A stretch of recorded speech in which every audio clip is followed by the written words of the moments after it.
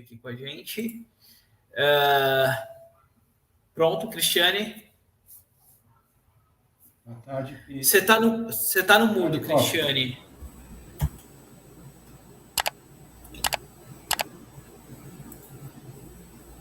Fala, galera, estão me ouvindo? Sim, bem-vinda, Cristiane. A gente está te ouvindo, seja muito bem-vinda.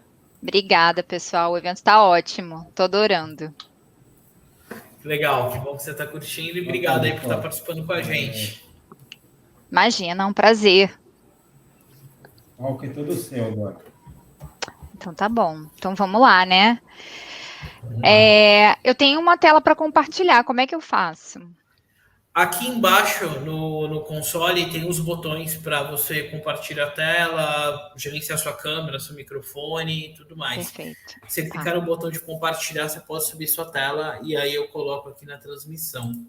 Espera aí que eu vou fazer isso agora, então.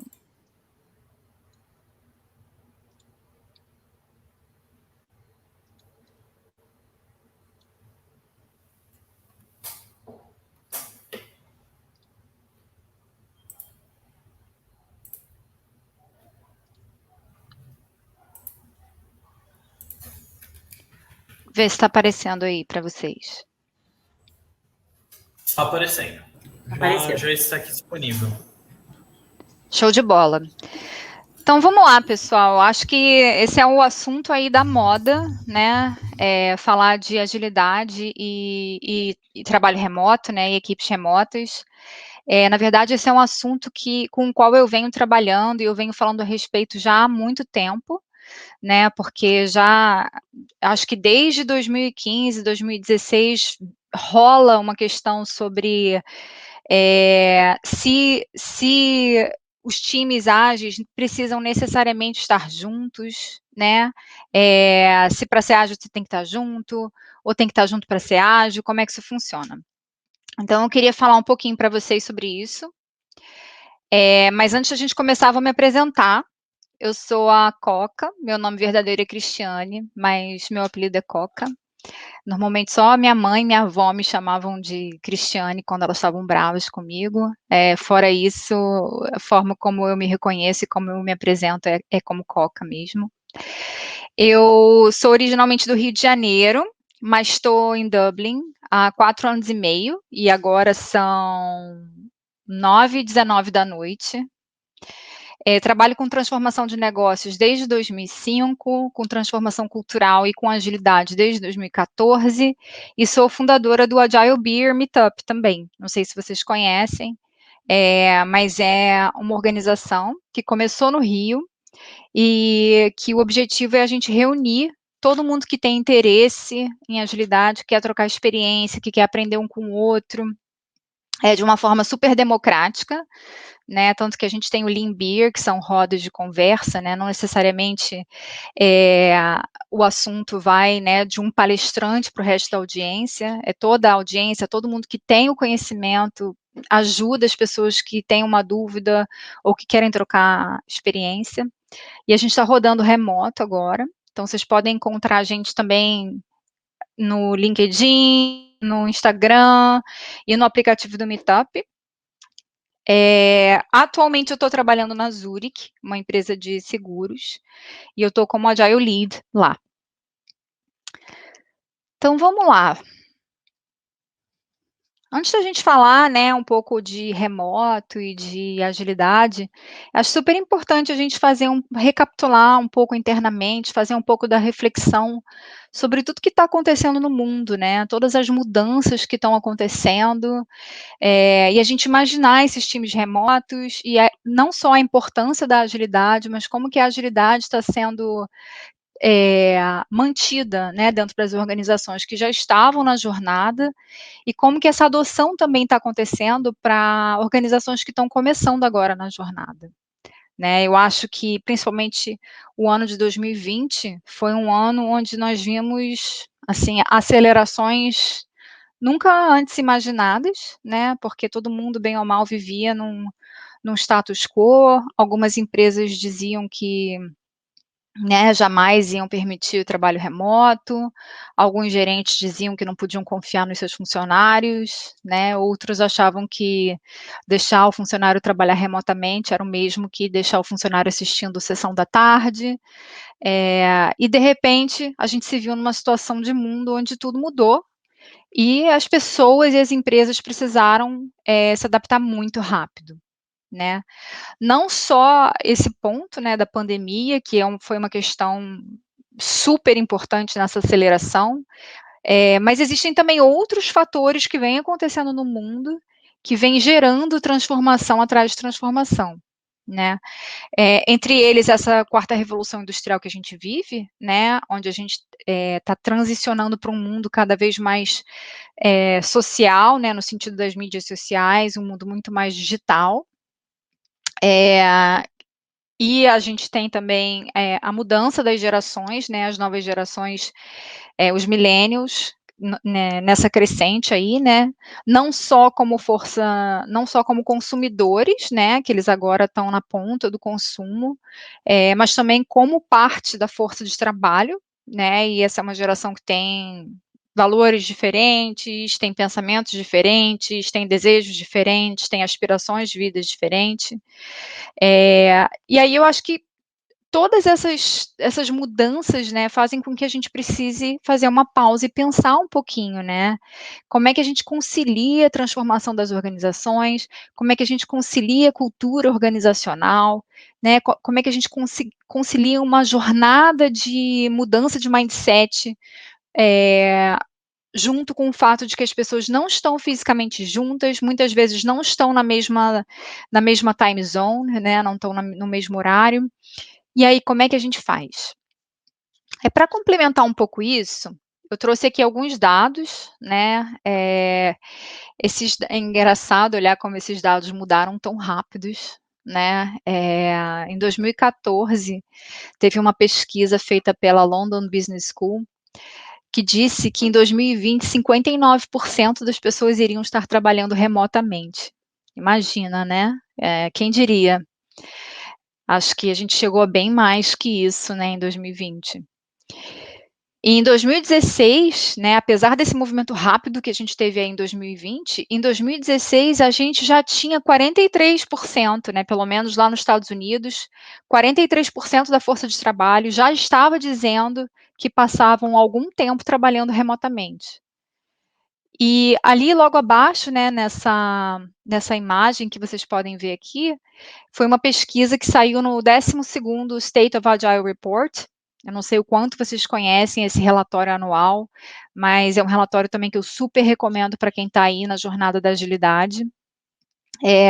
E lá, né, no ano que saiu essa pesquisa, acho que foi 2016, espera aí, 21, 20, 2019 saiu essa pesquisa, que já dizia, né, que as organizações estavam a todo vapor na adoção do ágil, né, tanto que eles dizem que 52% dos respondentes disseram que mais da metade dos times da organização já estavam praticando agilidade.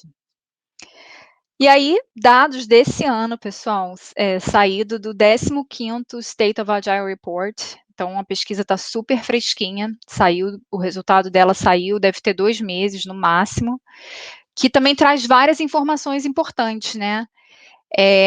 Por exemplo, ele fala aqui sobre essa parte do trabalho remoto, que 3% das pessoas, somente 3% das pessoas que fizeram parte dessa pesquisa, disseram que planejam voltar para o escritório em tempo integral. 3%.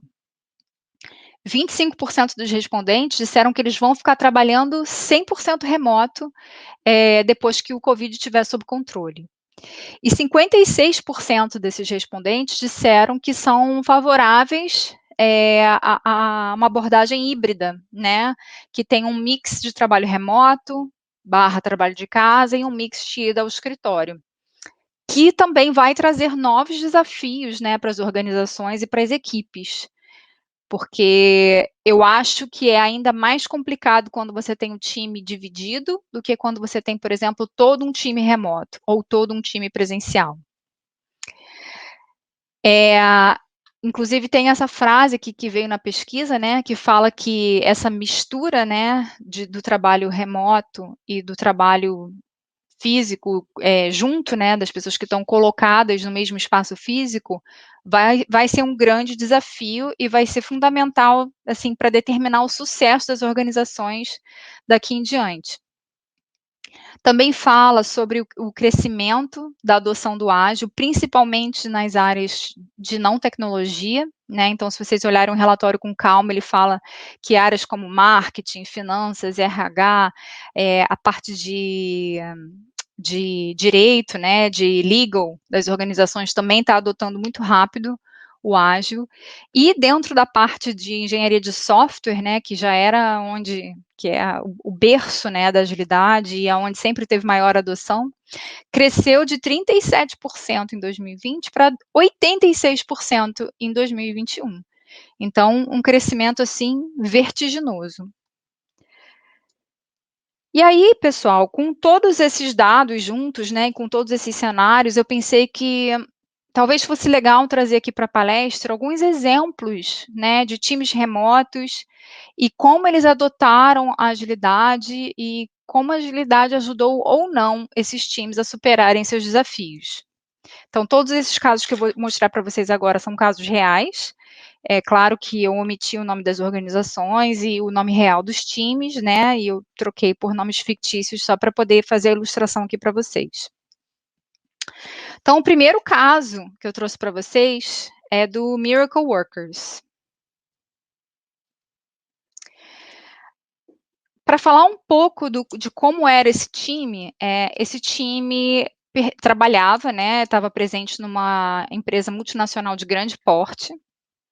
O tipo de trabalho que eles faziam era um trabalho de consultoria, ou seja, não era um trabalho necessariamente de engenharia de software ou de desenvolvimento, já era um trabalho de consultoria. Tinham 5 pessoas na equipe e 3 pessoas se conheciam, né, antes da formação desse time, seja porque já tinham se esbarrado no escritório em algum momento, ou já tinham trabalhado juntos. Então, 3 de 5 pessoas se conheciam. Em termos de distribuição geográfica, esse time tinha 2 pessoas no Brasil, no Rio de Janeiro, 1 pessoa em São Paulo, 1 pessoa estava nos Estados Unidos, na área de Charlotte, e uma outra pessoa também estava nos Estados Unidos, mas estava em Nova York, e era originalmente da China, né? Só para poder ilustrar um pouco também dessa diversidade cultural que estava ali naquele time. E quando eu comecei a trabalhar com esse time, eu percebi que alguns dos maiores desafios, né, que eles viviam, era, em primeiro lugar, a diferença de fuso, né? Então, em alguns momentos do ano, a diferença do fuso horário chegava a ser de 5 horas. Então, normalmente o Brasil, em algumas épocas do ano, ficava 5 horas na frente dos Estados Unidos. Um outro aspecto eram as diferenças culturais. E aí, só para poder ilustrar um pouquinho disso, né, eu observei, né, várias situações onde, por exemplo, os brasileiros do time adoravam, né, iniciar os calls falando de amenidades, né. Normalmente as reuniões de segunda-feira começavam com o pessoal falando um pouquinho sobre como tinha sido o final de semana, o que tinha feito, que tinha feito churrasco, que tinha dado sol, que tinha dado praia, enfim, contando um pouquinho do seu final de semana. E o pessoal dos Estados Unidos costumava ficar muito retraído, né, e muito desconfortável até, com relação a essa troca. Os americanos, por sua vez, eles gostavam de entrar na reunião já entrando, falando sobre o assunto para o qual aquela reunião tinha sido designada. Então tinha um grande conflito aí em como essas pessoas se comportavam, né. E assim, houveram até queixas, né, houve momentos em que o time dos Estados Unidos chegou aí até a gerência para dizer que estavam desconfortáveis com os brasileiros perguntando coisas sobre a vida pessoal deles. Só para vocês terem uma ideia do tamanho de desconforto, que isso estava gerando na equipe. Um outro aspecto super difícil foi conseguir com que a equipe se sentisse um único time, né, então a formação da equipe em si foi um grande desafio para esse time. E eu atribuo não só a distribuição geográfica, mas o fato, por exemplo, de terem 2 pessoas no mesmo escritório no Rio, e as outras todas as pessoas estavam dispersas, diferença de fuso, diferença cultural, enfim, tinham muitos fatores aí para dificultar essa formação de equipe. Um outro ponto era a falta de clareza dos objetivos, né, esse time também não conseguia se conectar, porque eles não entendiam qual era a missão deles, né, o que que eles por que é que eles estavam juntos, enquanto pessoas e formando um time, né, o que que eles deveriam atingir juntos. E o outro ponto era, claro, encontrar um ritmo, né, eles não sabiam nem como ser um time, nem o que eles precisavam atingir e, consequentemente, o time não ganhava ritmo, não conseguia fazer entrega, não tinha colaboração, não tinha troca, enfim, não estava, era um time disfuncional, não estava funcionando. E agora eu vou falar um pouquinho das ações que foram tomadas com relação a esse time, né. O primeiro ponto foi a adoção de videoconferências. Engraçado falar isso, né, em 2021, onde praticamente videoconferência é mainstream, né.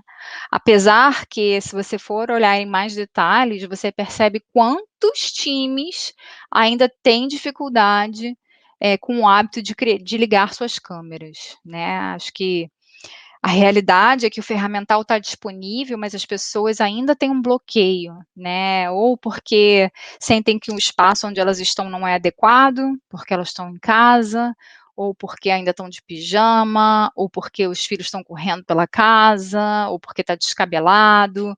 Enfim, é sempre uma série de motivos pelos quais a câmera não é ligada, né. E nesse time foi fundamental fazer o acordo de ligar a câmera, né, porque tira um pouco daquela sensação de que há pessoas fofoqueiras no time, né, e gera a oportunidade daquelas pessoas realmente se conectarem, porque elas podem se ver, né, mesmo que seja em 2 dimensões, né, em 2D, elas ainda assim podem se ver, então elas conectam a voz a um rosto, né, elas conseguem conectar a forma de pensar uma pessoa, então a aproximação do ser humano fica muito mais fácil de acontecer. Um outro ponto que foi adotado foram os chats abertos, né, então em 2021 a gente também provavelmente faz muito disso, mas eu acho que isso ainda é uma dificuldade com alguns times, né. Inclusive eu acho que a gente agora tem um problema de, às vezes, a gente tem muitos chats acontecendo, com muita informação rolando ao mesmo tempo, né, e as pessoas não sabem para onde olhar, né, elas não conseguem priorizar. Que chat eu olho, onde eu respondo, da onde está vindo a informação que é realmente importante, né, porque alguém me mandou um e-mail, me mandou uma mensagem sobre o e-mail e me ligou sobre a mensagem que falava sobre o e-mail, né. Não sei se vocês conseguem se identificar com essas situações. Fiquem à vontade para comentar aí também, pessoal, que eu estou acompanhando aqui, o que vocês comentarem, mas ainda tem essas dificuldades, né. Então é super importante fazer acordos sobre que tipo de comunicação deve acontecer aonde, né. E em caso de coisas, assim, super importantes que precisam de atenção imediata, qual é o lugar para chamar o restante do time para te ajudar, né. Então foco nesses acordos. Um outro ponto foi o trabalho aberto, né, que isso é baseado em um dos fundamentos da agilidade, né, da transparência, da abertura, da honestidade, né, criar um espaço onde todo mundo conseguisse ver o trabalho do outro, né, o que que você está fazendo, o que que eu estou fazendo, como o nosso trabalho se conecta, se o nosso trabalho não se conecta diretamente, o que que o nosso trabalho tem em comum, né, como que a gente pode se ajudar, como que a gente pode trocar, como que de repente a gente pode melhorar a qualidade do nosso trabalho se a gente compartilhar mais informações, né, compartilhar mais conhecimento. Então, tentar desmistificar um pouco essa questão de esconder, né, "Ai, ninguém pode saber que eu estou fazendo isso, porque senão vão achar que é pouco". Né, ninguém pode saber que eu estou fazendo essas 3 coisas aqui, porque senão vão querer me dar mais. Então evitar essas situações, né, a melhor coisa é trabalhar em aberto e que o time tenha essa relação de confiança, né, que desenvolva essa relação de confiança, para poder ser sincero sobre o que está fazendo e não está fazendo, se tem capacidade de pegar mais coisa, se não tem capacidade de pegar mais coisa. Um outro ponto que foi adotado nesse time aqui foi o tempo para as conversas pessoais, né, eu comentei mais cedo que o time, por exemplo, do Brasil gostava muito de trocar figurinha, né, falava do Big Brother, falava do que tinha visto na TV, do churrasco, da praia, da notícia, enfim, era um pessoal que gostava muito de conversar. E se você cortasse essa conversa, você também gerava uma desconexão daquelas pessoas, né. Então, a gente fez um acordo do time todo, né, incluindo o pessoal que estava nos Estados Unidos, que toda segunda-feira, né, os primeiros 10 minutos da reunião seria para conversas pessoais. E aí eles toparam, né, e isso foi ótimo, porque deu espaço para o pessoal do Brasil ter essas conversas e se conectar, e deixou o pessoal dos Estados Unidos, que era mais retraído, mais confortável de saber que aquilo era uma coisa que ia ter uma duração específica, que tinha um momento para acontecer, para que eles sentissem para que eles sentissem menos que eles estavam perdendo tempo de trabalho, né, eles entenderam que aquilo fazia parte de uma dinâmica daquela equipe.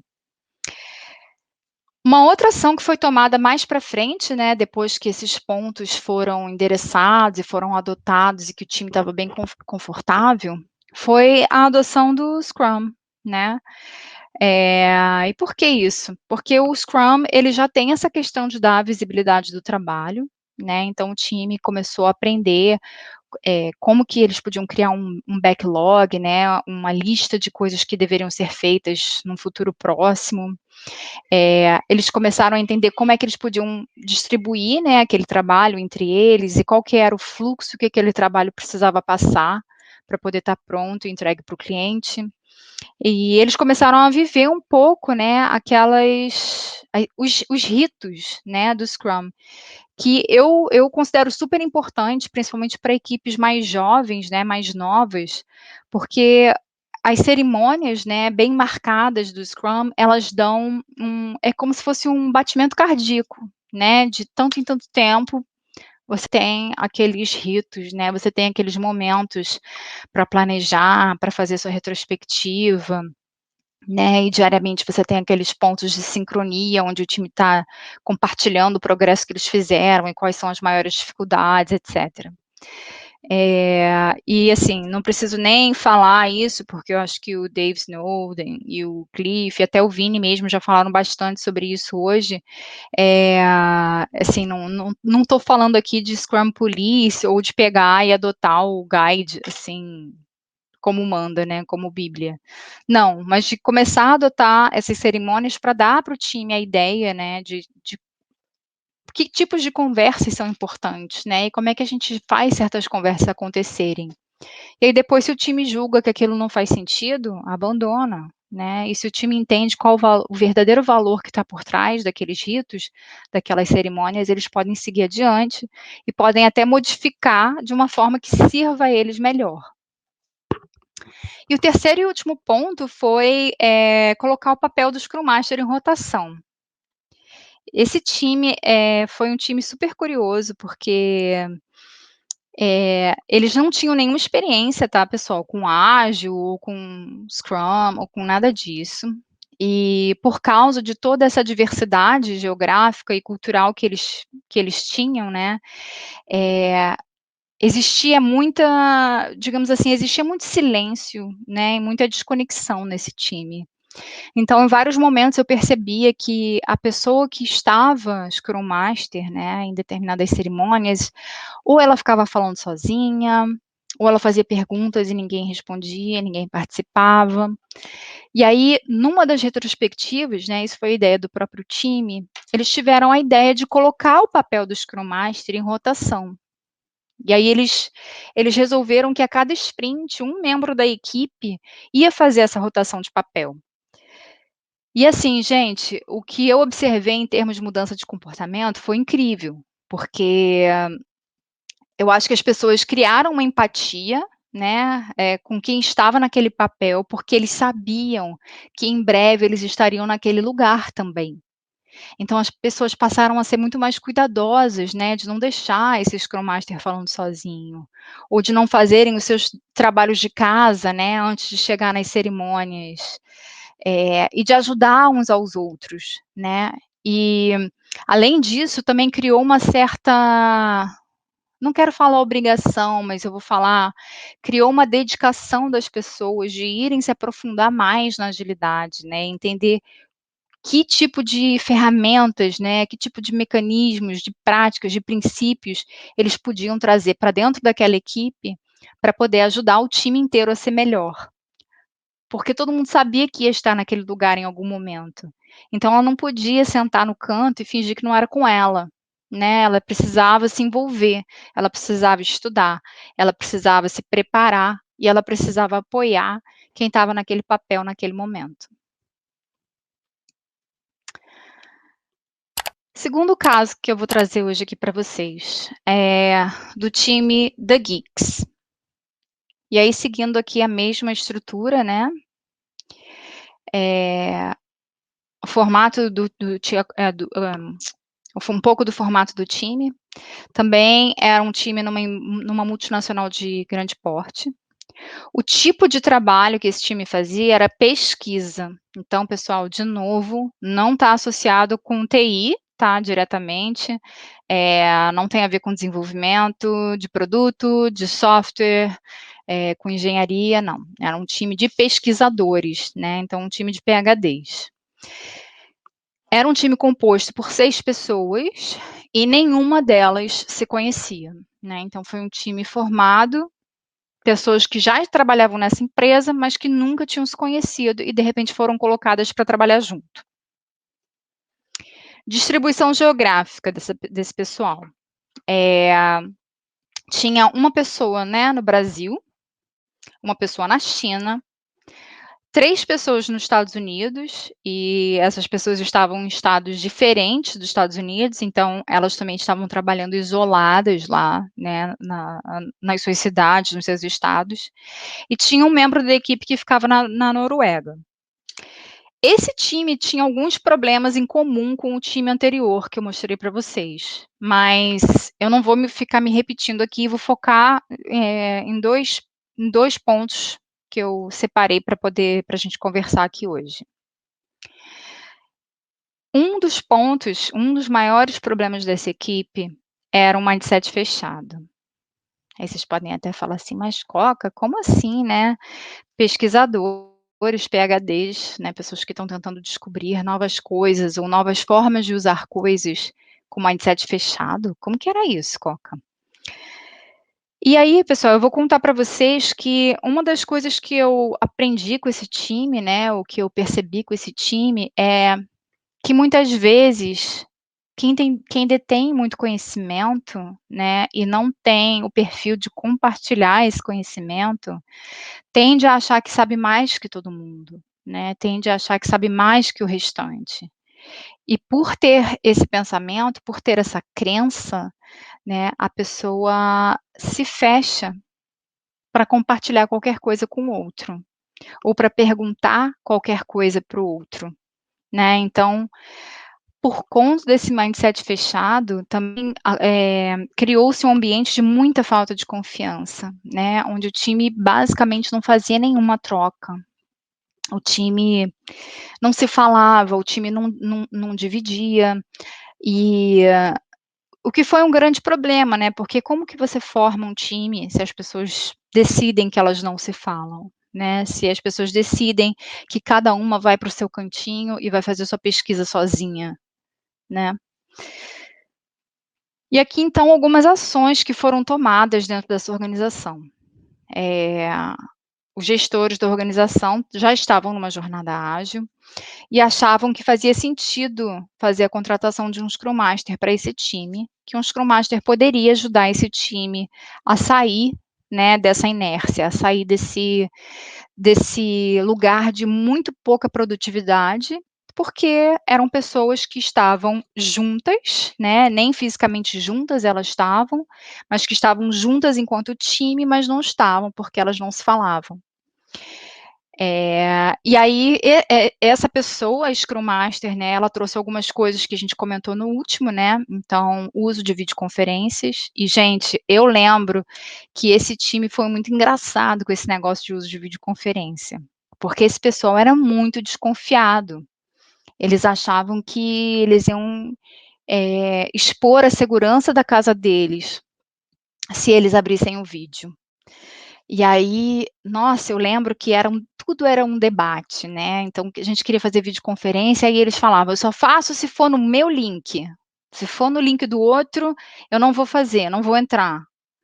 Aí, era aquela história, né, de quem vai ser o link então, gente? Mesmo com senha, né, mesmo sendo dentro da VPN, sempre rolava esse tipo de estresse. Ou então, tá, vamos usar o link do fulano, né, ou vamos usar o link do Scrum Master, por exemplo, para a gente fazer as videoconferências. E aí a gente ia para a videoconferência e ninguém abria a câmera. Aí falava: "Pessoal, então, o propósito da videoconferência é vocês poderem se ver, né, e consequentemente se conectarem, e se olharem, e verem a expressão no rosto um do outro, etc". Mas eles foram super resistentes. E aí eu lembro que eles resolveram fazer uma votação para definir em que cerimônias, né, do Scrum, eles abririam a câmera ou não.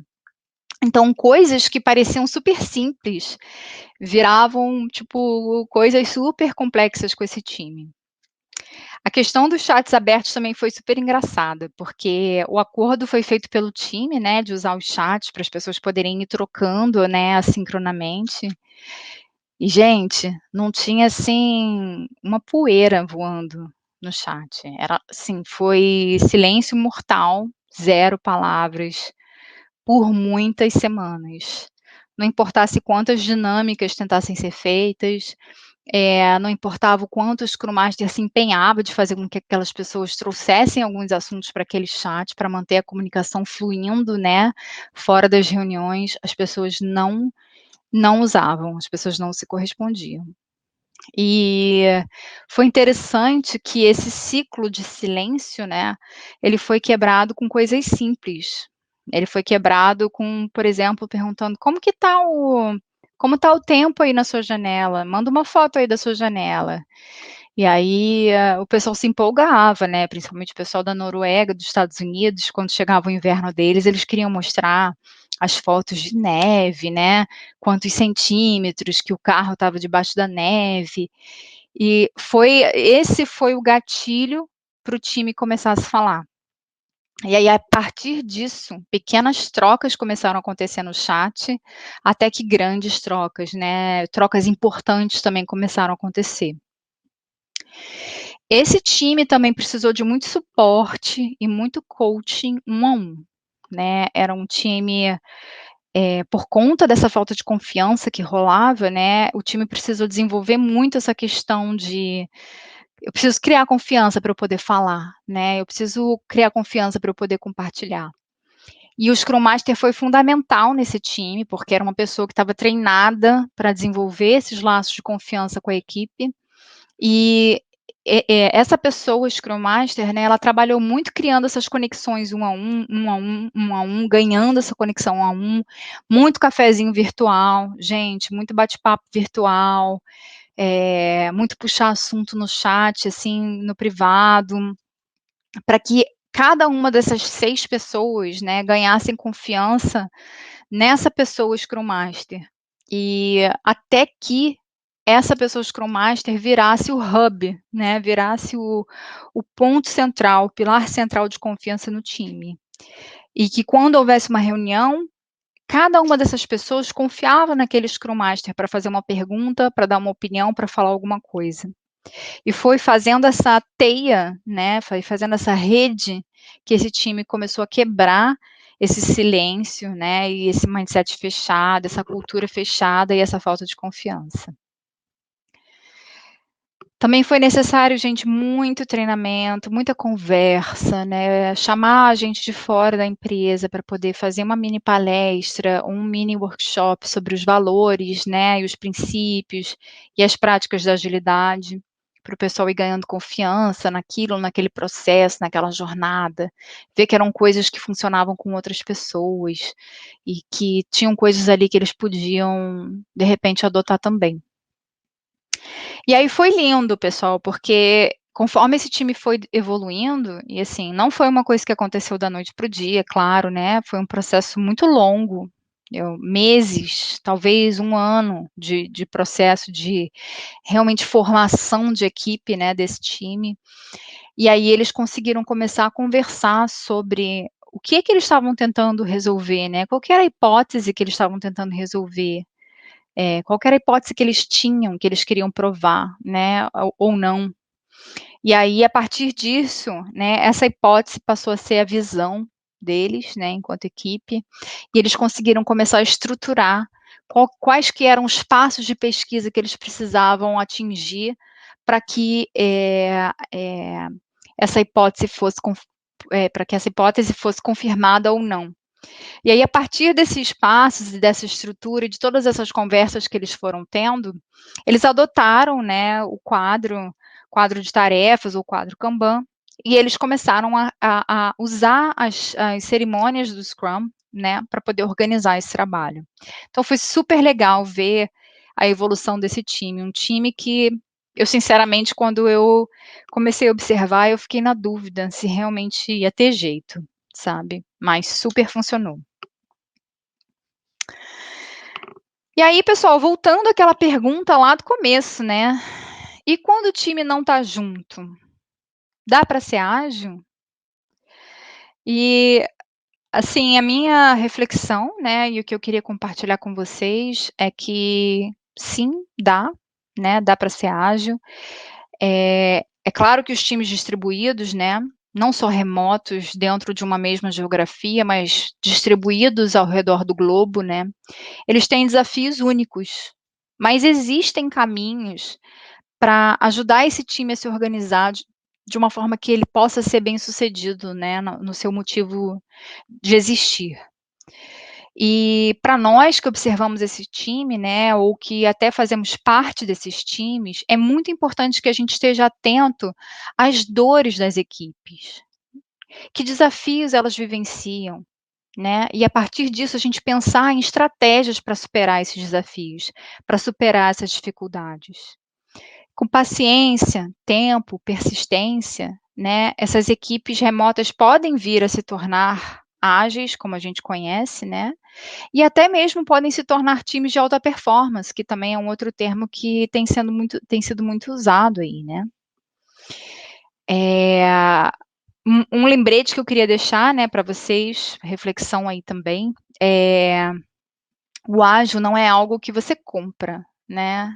Não é algo que você implementa, como muita gente fala. O ágil é algo que você é. E para o trabalho remoto, você precisa construir músculos, né? Você precisa fazer muito treino, você precisa entender o que realmente está faltando na sua equipe para que o trabalho remoto, o trabalho distribuído, flua. E era isso, pessoal. Estou deixando os meus contatos aqui também, para quem quiser depois trocar uma ideia comigo, ou quem quiser saber mais sobre os meus pensamentos. Lá no Instagram eu publiquei um resumo do 15º State of Agile Report, que eu comentei aqui nessa palestra.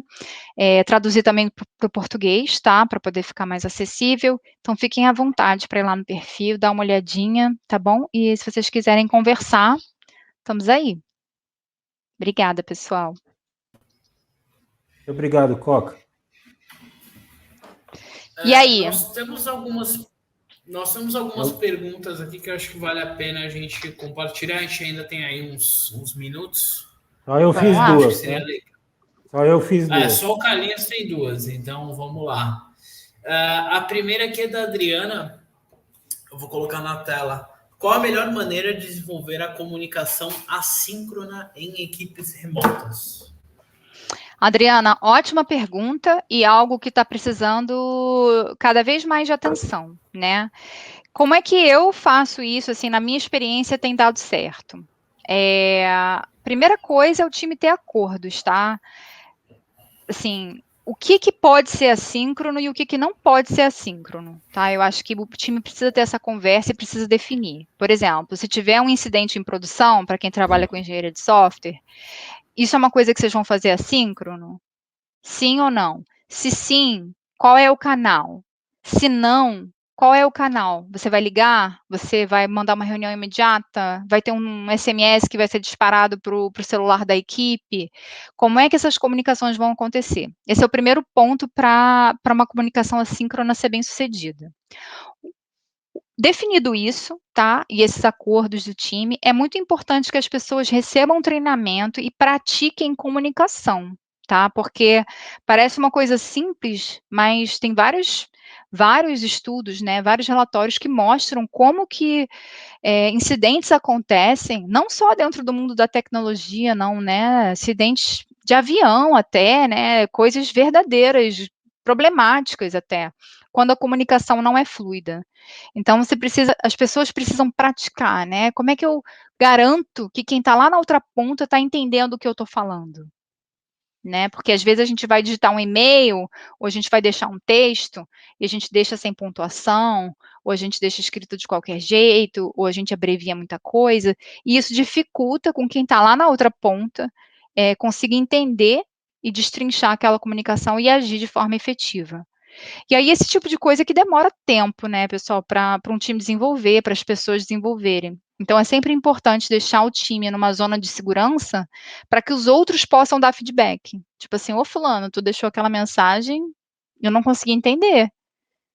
E aí dá a oportunidade daquela pessoa poder refletir e pensar como ela poderia ter passado aquela mensagem melhor. Uma coisa que a gente tem feito muito na Zurich, para comunicação assíncrona também, é gravação de pequenos vídeos. A gente não precisa marcar reunião para tudo, a gente não precisa mandar e-mail para tudo, a gente não precisa escrever mensagens no texto do Teams ou do Slack, né, de parágrafos.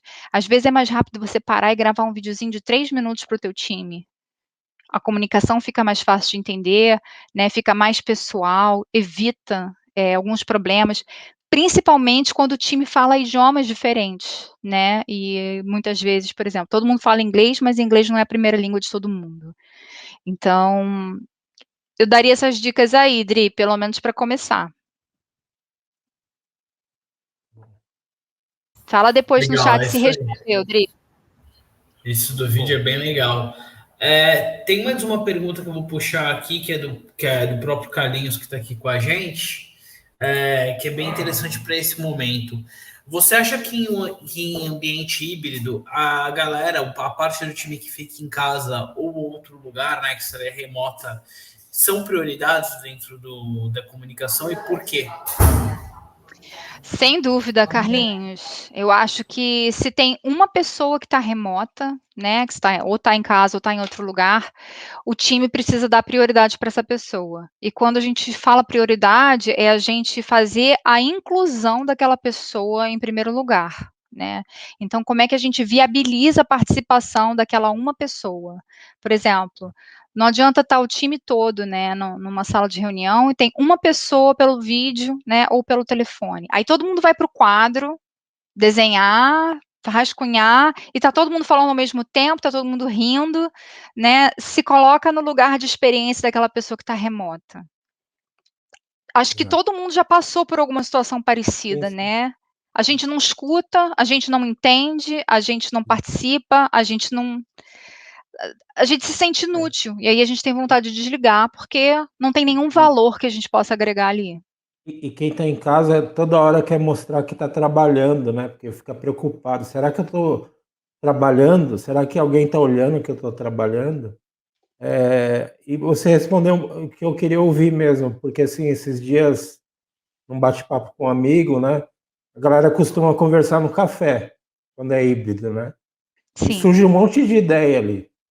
Se eles não pegarem essas ideias e passar para o Slack, por exemplo, aquelas ideias vão morrer, né? E a pessoa que está em casa jamais vai saber sobre aquelas ideias. Exatamente. Então, tem um negócio que chama remote first, né?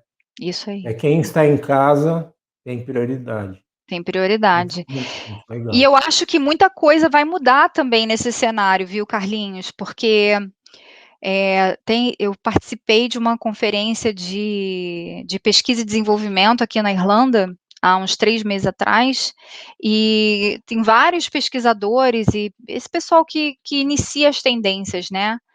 Aqui na Europa, que eles já estão testando modelos onde, por exemplo, você tem um iPad que é controlado por você de casa, né? Ele anda numas rodinhas, você fica com o iPad, com a sua câmera, ele fica sobre rodas e você tem, tipo, o controle daquele carrinho, né? Então você circula, você também pode ir no café, virtualmente, você não está de corpo físico presente, mas você pode ir com aquela câmera, com aquele microfone, e você começa a participar das conversas.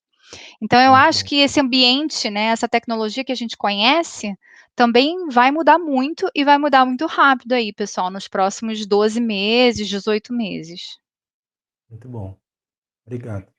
Nada. Tem mais pergunta, Fernando? Deixa eu ver aqui. Tem muitos elogios aqui.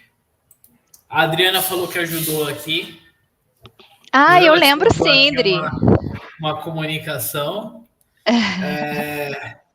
O Thiago também está aqui agradecendo pelo conteúdo. Deixa eu ver. Eu acho que as perguntas principais foram essas. Você tem mais algum recado final? Tem alguma coisa que você queira passar para o pessoal? Alguma rede sua? Inclusive, deixa eu até aproveitar aqui, pessoal. Sigam a Cristiane no Instagram.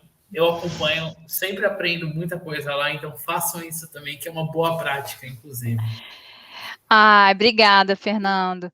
Pessoal, Coca Pizzer, com esses 2 nomezinhos, vocês me acham aí em qualquer lugar, do Instagram ao LinkedIn, ao Spotify, vão achar matérias no jornal, enfim. Coca Pizzer, joga em qualquer rede, e realmente eu estou dando uma turbinada lá no Insta, Fer, porque eu acho que é um momento que as pessoas estão mais relaxadas, né, e de repente elas conseguem absorver um pouquinho de conhecimento no momento de lazer, quem sabe? Tentando gerar uma nova experiência. Formato é muito diferente, né? Bem legal de trabalhar também por lá. Sim. Legal. Muito obrigado, Cristiane. Última pergunta. Por que Coca? Por que Coca? Todo mundo quer saber.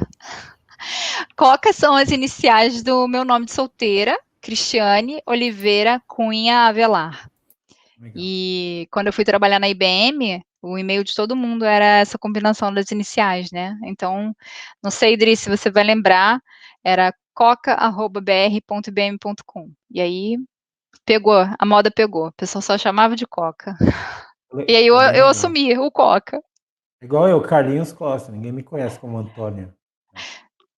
Pega, né? Obrigado, isso aí. Viu? Nada, gente. Um prazer. Pessoal que está aí no chat. Adorei a participação de vocês e a gente vai mantendo contato. Sempre bem-vindo. O pessoal está elogiando muito aqui. Muito obrigado, viu? Obrigada, gente. Beijo. Bom final de semana. Tchau, tchau. Tchau, tchau.